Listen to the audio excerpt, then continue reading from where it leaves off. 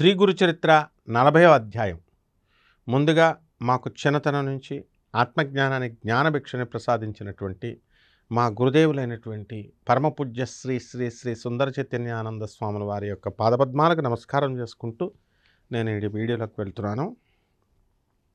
ముందు సిద్ధయోగి శ్రీ గురులీలని ఇంకా వివరిస్తున్నారు. గంధర్వపురం అంటే ఏంటి? గణగాపురానికి ఒక రోజున నరహరి శర్మ అనేటటువంటి ఒక కుష్ఠరోగి వచ్చాడు. వచ్చి అతనిది ఏమి శాఖ? యజుశాఖ, గార్గ్య గోత్రం. అతడు స్వామికి నమస్కారం చేసి చేతులు కట్టుకొని ఇలా మనవి చేసుకున్నాడు. స్వామి, మీరు సాక్షాత్తు పరంజ్యోతి స్వరూపులోని భూమిపై భక్తులపై వాత్సల్యంతో ఇలా భూమి మీద అవతరించారని విని మిమ్మల్ని ఆశ్రయించడానికి వచ్చాను. నేను నా జన్మ ఈ కాలి క్రింద మట్టి వలె వ్యర్థమైపోయింది స్వామి. నాకు ఈ కుష్టు వ్యాధి రావడం వలన ఎవరూ నా ముఖం కూడా చూడకుండా నన్ను తిట్టుకుంటున్నారు. నేను వేదం అభ్యసించినప్పటికీ కూడా ఈ వ్యాధి వలన ఎవరు నన్ను భోజనానికి కూడా పిలవడం లేదు. అందరికీ జుగుప్స గొల్పుతో ఇలా బ్రతకడం కంటే చచ్చిపోవడమే మేలనిపిస్తుంది.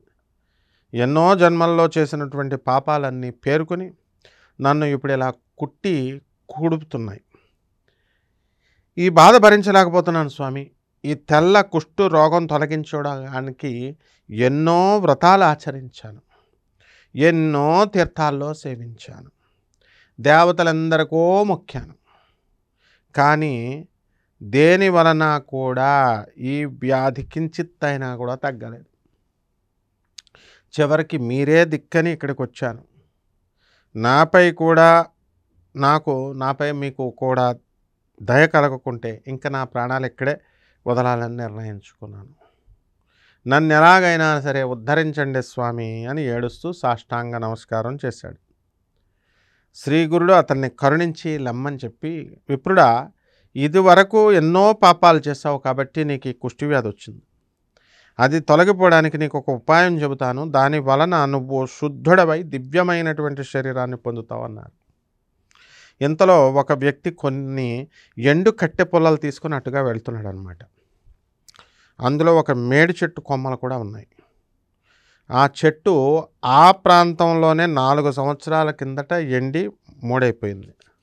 అప్పుడు ఆ యతీశ్వరుడు ఏం చేస్తున్నాడు, వాటిలో ఒక మేడి కర్రను చూసి నరహరితో, నాయన, నీకు ఈ మేడి కట్టే ఇప్పిస్తాను, నువ్వు దానిని తీసుకొని పోయి నా మాట యందు దృఢ విశ్వాసం ఉంచి మేము చెప్పినట్లే చెయ్యి.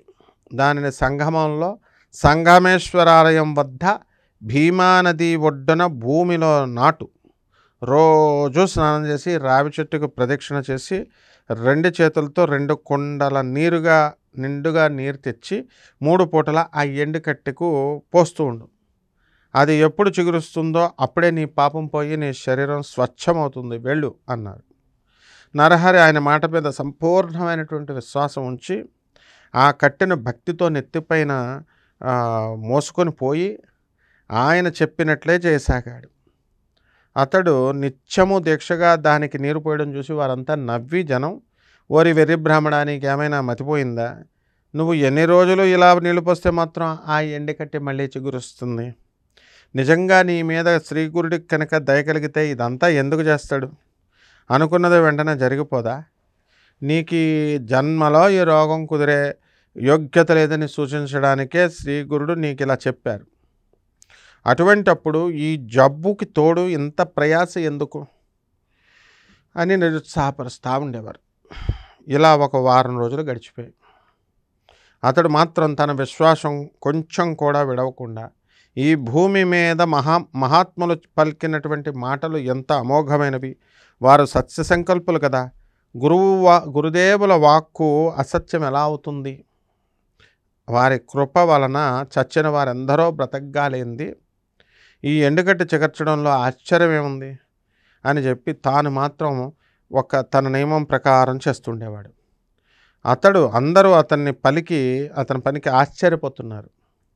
వారిలో కొందరు వెళ్ళి శ్రీగురునితో, స్వామి, మీరు ఆ రోజున ఆ కుష్ఠరోగికి ఎందుకు అలా చెప్పారో కానీ ఆ వెర్రి బ్రాహ్మణుడు ఆ మాటలు పట్టుకొని ఈ వారం రోజుల నుంచి కూడా నీరైనా తాగకుండా ఆ కట్టెను సేవిస్తున్నాడు. ఎవరేమి చెప్పినా వినడం లేదు. అతనికి పిచ్చి, అతనికి ఆనందమైనట్లుగా ఉంది. ఈ వృధా ప్రయాస ఎందుకు అని చెప్పిన వారందరితో అతడు ఏమని చెప్తున్నాడంటే, గురువు చెప్పినట్లు చేయడమే నా పని, వారు అన్నమాట నిలబెట్టుకోవడం వారి పని అని చెప్పి ఉపవాసాలు చేస్తున్నాడు. అతనికి మీరైనా చెప్పండి, లేకపోతే కనుక అతడు అలాగే చేస్తూ ఉంటాడు అని చెప్పారు. శ్రీ గురుడు ఏమన్నారు, ఈ భూలోకంలో గురువాక్యం ఒకటే తరింపజేయగలదు. దానిని విశ్వసించగలగ వారికి కోరినవన్నీ కూడా సిద్ధిస్తాయి. దానిని విశ్వసించలేకుంటే వ్యర్థమే. ఎవరి భావం ఎలా ఉంటే వారికి ఫలితం కూడా అలాగే ఉంటుంది. దానిని తెలిపే ఒక వృత్తాంతం ఉంది, విను. దేవత, మంత్రము, వైద్యుడు, పుణ్యతీర్థము, గురువు, వీరి పట్ల అందరూ కూడా ఎవరికి ఎలాంటి భావం ఉంటుందో వారి ప్రాప్తం కూడా అలాగే ఉంటుంది. ఈ సంసార సాగరాన్ని దాటడానికి దృఢమైనటువంటి భక్తితో, యుక్తితో గురువుని సేవించడమే అన్నిటికంటే కూడా సులభమైనటువంటి సాధనం. అందువలన గురువే సాక్షాత్తు పరమేశ్వరుడు అనేటటువంటి భావనతో సేవించిన వారికి ఫలితం వెంటనే లభిస్తుంది అన్నారు. పూర్వం పాంచాల దేశాన్ని సింహకేతువు అనేటటువంటి రాజు పరిపాలిస్తూ ఉండేవాడు. అతని కొడుకు ధనుంజయుడు ధార్మికుడు. ఒకసారి ఆ కుమారుడు ఏం చేశాడంటే వేటకని వెళ్ళి నిర్జనమైనటువంటి ఒక మహారణ్యానికి వెళ్ళాడు. అతడు చాలాసేపు వేటాడి బాగా అలసిపోయాడు. అతనికి బాగా దాహం వేసింది. అప్పుడు ఒక బోయవాడు ఒక కొలను వద్దకు అతన్ని తీసుకుపోయాడు.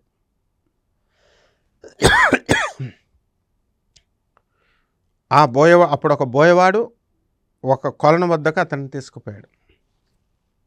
ధనుంజయుడు దాహం తీర్చుకొని ఆ పక్కనే ఉన్నటువంటి ఒక దేవాలయానికి వెళ్ళి అక్కడ విశ్రాంతి తీసుకున్నాడు. ఆ దేవాలయంలో ఒక పక్క పడి ఉన్నటువంటి ఒక శివలింగాన్ని ఆ బోయవాడు తీసుకొని దానిని తదేకంగా చూస్తూ ఎంతోసేపు ఉండిపోయాడు. రాజకుమారుడు అది చూసి, నీకు ఈ లింగం ఎందుకు అని అడిగాడు. బోయవాడు, అయ్యా, నాకు చాలా కాలంగా శివపూజ చేసుకోవాలనే కోరిక ఉంది. శివలింగం అన్నిటికంటే ప్రశస్తమైనదన్న భావంతో తీసుకున్నాను అన్నాడు. ధనుంజయుడు సంతోషించి, ఇది అన్నిటికంటే ప్రశస్తమన్నమాట నిజమే, కనుక నీవు దీనిని భక్తితో పూజించుకో అన్నాడు. అప్పుడు బోయవాడు, అయ్యా, నేను అడవిలో పెరిగినటువంటి వాడిని, దీన్ని ఎలా పూజించాలో నాకు తెలియదు. దయతో దీనిని పూజించే విధానం చెప్పండి, మీరే గురుదేవులు, నా గురుదేవులని నమస్కారం చేశాడు. ఆ రాజకుమారుడు ఇలా చెప్పడం ప్రారంభించాడు. అయితే చెబుతాను, విను. దీనిని తీసుకొని పోయి నీ ఇంట్లో ఒక చోట శుభ్రం చేసి స్థాపించు. దీని రూపంలో సాక్షాత్తు శివుడే నీ ఇంట్లో ఉంటాడు. కనుక నువ్వు నీ భార్యతో కలిసి శ్రద్ధగా నిత్యము పూజ చేయి. ప్రతిరోజు శ్మశానం నుంచి శ్మశానంలోని బూడిదని తెచ్చి అది శివునికి అర్పించు. నువ్వు ఎప్పుడేమి తిన్నా సరే ముందుగా దీనికి అర్పించి ఆయన ప్రసాదంగా తింటూ ఉండు అని చెప్పాడు. ఆ బోయవాడి ఇంటికి వెళ్ళి ఆ ప్రకారమే చేయడం ప్రారంభించాడు. ఒకరోజు ఎంత వెతికినా కూడా అతనికి చితాభస్మం దొరకనే లేదు. అతడెంతో బాధపడి తన భార్యతో, అయ్యో, ఈరోజు శివునికి పూజ సరిగ్గా జరగలేదు. గురువు ఉపదేశించినట్లే పూజ చేయాలి, కానీ మరో రకంగా చేస్తే ప్రయోజనం ఉండదు. సరికదా, గురువు మాట జవదాటితే నరకం, దరిద్రం వస్తాయి. గురువు చెప్పినట్లు చేస్తేనే పుట్టుక లేకుండా పోతుంది. అందుకోసం నేను ఎంత వెతికినా బూడిద దొరకనే లేదు. ఈ ఒక్కరోజు ఆయన చెప్పినట్లు చేయలేకపోతే ఇన్ని రోజుల నుంచి చేస్తున్నటువంటి పూజ అంతా కూడా వ్యర్థమైపోతుంది. పూజా సమయం కూడా దాటిపోతుంది. ఇంకా నేనేమి చేయాలి అని, అవి దొరక్కుంటే నా ప్రాణమైనా సరే విడుస్తాను అని దుఃఖించాడు. అతని భార్య అతన్ని ఓదార్చి, దానికోసం అంత బాధపడతావు ఎందుకు? మన ఇంట్లో ఎన్నో కట్టెలున్నాయి, వాటితో నన్ను దహనం చేసేసి ఆ బూడిద శివునికి అర్పించు, భయపడొద్దు. నువ్వు వ్రతభంగం చేసుకోవద్దు. శవ పూజ కోసం నా శరీరం అర్పించడం కంటే సంతోషం ఏమైనా ఉంటుందా? అది ఏ రాజుకైనా సరే చచ్చి బూడిద కావాల్సిందే కదా నా శరీరం ఏనాటికైనా. అట్టి దానిని శవ పూజకు అర్పించడం కంటే నీకు కావాల్సింది ఏముంది అని ధైర్యం చెప్పింది. అప్పుడు అతను ఏం చేశాడు, నువ్వు పడుచుదానివి, సంసార సుఖం ఇంకా కూడా నువ్వు పూర్తిగా అనుభవించలేదు, ఒక్క బిడ్డనైనా కనలేదు, సూర్యచంద్రుల సాక్షిగా నిన్ను ఏలుకుంటానని భాష చేసిన నేను నిన్ను చేతులారా చంపుకుంటానా? అలా చేస్తే నాకెంతో పాపం వస్తుంది. ఆడదాన్ని చంపినందుకు నన్ను అందరూ నిందిస్తారు. అంతటి పాపం చేస్తే శివుడు కూడా నన్ను క్షమించడు. నీ తల్లిదండ్రులకు కూడా అన్యాయం చేసిన వాడినవుతాను అంటూ వలవలా ఏడ్చాడు. ఆమె, నీకెంత వెర్రి, నాపై నీకంత మోహం ఎందుకు? నీటి బుడగలాగా ఈనాడు ఉన్నటువంటి శరీరం రేపు లేకుండా పోతుందే. పుట్టిన తర్వాత ఎవరైనా చావాల్సిందేగా. నా తల్లిదండ్రులు నన్ను నీకు అప్పగించాక నేను నీ దాన్నే కదా, నేనేమైనా పరాయి దాన్నా? నీలో భాగాన్నే కదా. శివుని కోసం నువ్వు నన్ను దహనం చేస్తే నీ ప్రాణాన్ని అర్పించినట్లే అవుతుంది. నీ ప్రాణాన్నైనా నన్ను శివునికి అర్పిస్తే అందులో తప్పేమిటి? నేను నీ ప్రాణాన్నే కదా, అది నా అదృష్టమే కదా. అలా చేస్తే శివుడు మన ఇద్దరిని కూడా రక్షిస్తాడు అని పట్టుబట్టి చివరికి అతన్ని అలాగా ఒప్పించింది. అప్పుడు ఆమె ఇంట్లోకి వెళ్ళి తలుపు వేసుకొని ఇంటికి నిప్పు పెట్టమంది. అతడు అలాగే చేసి సర్వము భస్మం అయిపోయాక దానినంతా భక్తితో లింగానికి అర్పించి కృతార్థుడవగలనని నేను చెప్పి ఎంతో సంతోషించాడు. తర్వాత ఏకాగ్రమైనటువంటి మనస్సుతో హృదయపూర్వకంగా శివునికి నమస్కరించి చక్కగా అటు అలవాటు ప్రకారం ప్రసాదం తీసుకోవడానికి రమ్మని తన భార్యను కేకేశాడు. శివుని అనుగ్రహం వలన ఆమె తిరిగి బ్రతికి శరీరంతో నడిచి వచ్చింది. వారిద్దరూ శివుని ప్రసాదం తిన్నాక చూస్తే వారి ఇంటి వెనుకటి వల్లనే చెక్కు చెదరకుండా ఉందన్నమాట వాళ్ళ ఇల్లంతా కూడా. అప్పుడు దాకా కాలిపోయి బూడిదైపోయింది కదా, మళ్ళీ చెక్కు చెదరకుండా మామూలుగా అయిపోయింది. శబరుడు ఆశ్చర్యపడుతుంటే అతని భార్య అంది, స్వామి, మీరు నలుదిక్కల 4 ప్రక్కల ఇల్లంటుకొని మండుతున్నా కానీ నాకదేమో ఎక్కడ లేని చలి పుట్టింది. నేను ముడుచుకొని పడుకోగానే గాఢంగా నిద్రపట్టింది. తర్వాత ఏమైందో నాకు తెలియలేదు. మీరు పిలవగానే మెలకు వచ్చి లేచి వచ్చాను. ఆహా, ఏమి ఈశ్వర లీల అనగానే శివుడు వారికి సాక్షాత్కరించాడు. వారు నమస్కరించగానే జీవితంలో వారు 1,000,000 సంవత్సరాల స్వర్గంలో నివసించేలాగా వరమిచ్చి అదృశ్యమైపోయాడు. దేని ఎందైనా సరే పరిపూర్ణ విశ్వాసంతో ఉండాలే కానీ ఎంతటి ఫలితమైనా సరే లభిస్తుందన్నమాట. కనుక ఆ కుష్ఠిరోగి అయినటువంటి నరహరి చేస్తున్నటువంటి సేవల్ని ఈ సేవకు ఫలితం ఉండకపోవచ్చు. తర్వాత ఎవరి భావానికి తగిన ఫలితం వారికి లభిస్తూ ఉంటుంది అని చెప్పారు మనకి శ్రీ గురులు. కొద్దిసేపట్లో స్వామి సంగమానికి వెళ్ళి అక్కడ తన అనుష్ఠానం పూర్తి చేసుకొని ఆ కుష్టి రోగి వద్దకు వెళ్ళారు. అతడు ఆయన చెప్పినట్లే ఎంతో భక్తితో శ్రద్ధలతో చేస్తుండడం చూసి ఆనందించారు. నరహరి ఆ కట్టెకు నీరు పోసి ఆయన వద్దకు వచ్చి నమస్కారం చేశాడు. ఆయన తన కమండలంలో నీరు తీసి ఆ ఎండి మేడి కర్ర మీద జల్లారు. మరుక్షణమే అది చిగుర్చింది. అనుష్ఠానానికి సంగమానికి వచ్చిన వారంతా కూడా ఆశ్చర్యపోతూ చూస్తూ ఉండగానే అది తిరిగి పెద్ద మేడి చెట్టు అయిపోయింది. నివ్వెరపోయి దాన్ని చూస్తున్నటువంటి నరహరికి కూడా కుష్ఠరోగం అదృశ్యమై అతడి శరీరం బంగారు ఛాయతో మెరిసిపోతుంది. అతడు ఆనంద బాష్పాలు రాలుస్తూ శ్రీ గౌరిని యొక్క పాదాలకు భక్తితో నమస్కారం చేశాడు. శరీరం అంతటా కూడా రోమాంచితమవుతుంటే పారవశ్యంతో ఆ గురుదేవులైనటువంటి శ్రీ గురుడు ఇలా స్తుతించాడు. 1,000,000 సూర్యుల తేజస్సు జ్ఞానం, 1,000,000 సూర్యుల చల్లదనం ఆనందం కలిగి దేవతలందరి చేత పూజించబడేటటువంటి విశ్వాశ్రయుడివి, భక్త ప్రియుడువు, శ్రేష్ఠుడు అయినటువంటి అత్రి పుత్రుడైనటువంటి శ్రీ నృసింహస్వామి, నీకు నమస్కారం. నన్ను రక్షించు. మోహపాశమనే అజ్ఞానాంధకారాన్ని నశింపజేయగల జ్ఞానస్వరూపుడు సూర్యుడు, విశాలమైనటువంటి నేత్రాలు కలిగినటువంటి వాడి, భక్తులచే వరాలిచ్చేటటువంటి లక్ష్మీదేవిని అయిన ఓం శ్రీ నృసింహ సరస్వతి, నీకు నమస్కారం. నన్ను రక్షించు అంటే విశాలమైనటువంటి నేత్రాలు, పెద్ద కళ్ళు కలిగి, తర్వాత భక్తులకు వరాలిచ్చేటటువంటి లక్ష్మీపతి ఉన్నారు. వీళ్ళందరికీ కూడా ఓ నరసింహ నీకు నమస్కారం, నన్ను రక్షించు. మనస్సులో ఉద్భవించిన అరిషడ్వర్గమనే మదగజాన్ని శాసించగల అంకుశం వంటి వారు మీరు.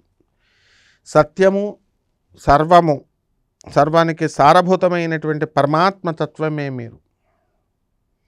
భక్తవత్సలుడు, సర్వభూతకర్త అయిన పరమాత్మ యొక్క అవతారాలన్నింటిలోనూ శ్రేష్టమైనటువంటి శ్రీ వల్లభ శ్రీ ఓం శ్రీ నరసింహ సరస్వతి నీకు నమస్కారం. ఆకాశము, వాయువు, తేజస్సు, జలము, భూమి అనే పంచభౌతికాత్మమైనటువంటి సృష్టికి కర్తవై ఉండి, ఆకాశం, వాయువు, తర్వాత తేజస్సు, జలం, భూమి అన్నీ పంచభూతాత్మకమైనటువంటి సృష్టి చేసావు నువ్వు. సూర్యచంద్రులే నేత్రాలు కలిగినటువంటి వాడివి నువ్వు, సర్వసాక్షి, నీకు నమస్కారం. జీవులపై నీకు రాగద్వేషాలు లేకపోయినా సరే నువ్వు భక్తుల పాలిట కామధేనువు. ఓ శ్రీ గురు నృసింహ సరస్వతి నీకు నమస్కారం చేస్తున్నాను, నన్ను రక్షించు. తామర రేకుల వంటి కళ్ళు నీవి, అంత అందగాడివి.